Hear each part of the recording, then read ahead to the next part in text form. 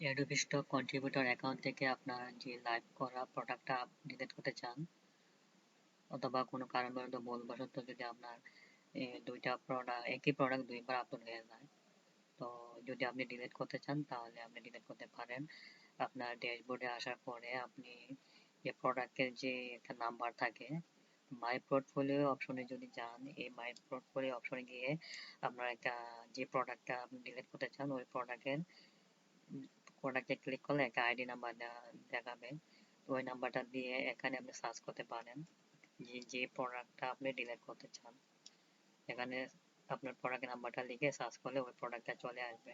অথবা আপনি যদি রিসেন্টলি আপলোড করে থাকেন, যেমন আপনি যদি ইদানিং 1-2 দিনের মধ্যে আপলোড করে থাকেন, তাহলে এখান থেকে ডেট ক্লিক করলেও আপনি আপনার প্রোডাক্টটা পেয়ে যাবেন। তো আমি ভুলবশত একই ফাইল দুইবার আপলোড দিয়ে ফেলেছিলাম। তো এটা আসলে আমি খুঁজে পাইতেছিলাম না এতদিন যে এটা কিভাবে ডিলিট করব। তো আমি ওইখানে তো আমি অনেক খোঁজাখুঁজি করার পর আমি একটা অপশন পাইছি এটা ডিলিট করার জন্য। তো আমি এটা ডিলিট করে দেবো, তো এটা ভবিষ্যতে সমস্যা করতে পারে এই জন্য।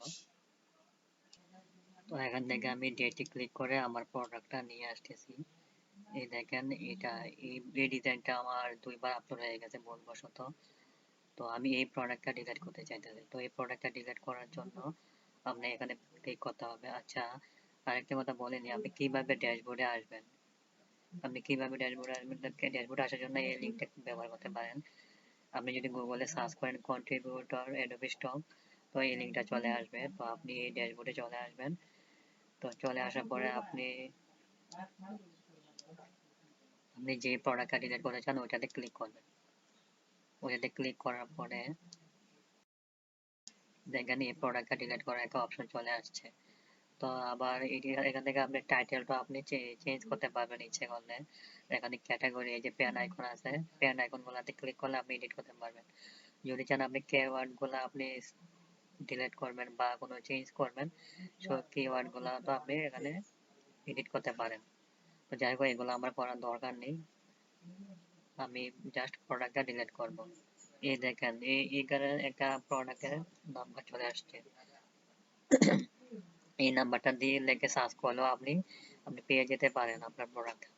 তো যাই হোক, আমি ওইখানে আর যাওয়া লাগবে না, আমি প্রোডাক্টটা পেয়ে গেছি বা ডিজাইনটা পেয়ে গেছি। তো এখান থেকে আমি সরাসরি আমি এখানে ডিলেটে ক্লিক করব। তো আমি এখানে ডিলেটে ক্লিক করে দেখি যে কি হয়। তো এখানে চলে আসছে যে কনফার্ম এন্ড ডিলেট, দেখেন।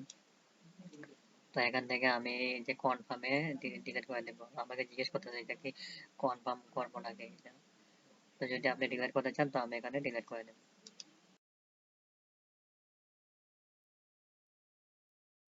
এটা ডিলিট হয়ে গেছে। আমি এখানে ডেটে ক্লিক করলে যে আমার এই প্রোডাক্টটা আসতেছে না, দেখেন এখানে আমার এই প্রোডাক্টটা আসতেছে না। তো আপনি যদি এভাবে ডিলিট করতে চান ডিলিট করতে পারেন, যদি ডিলিট করার প্রয়োজন হয়। আর বা এখানে মাই পোর্টফোলিওতে ক্লিক করলে আপনি প্রোডাক্টটা ডিলিট করতে পারেন। তো এই ছিল আজকের মতো ভিডিও। ধন্যবাদ সবাইকে, আল্লাহ হাফেজ।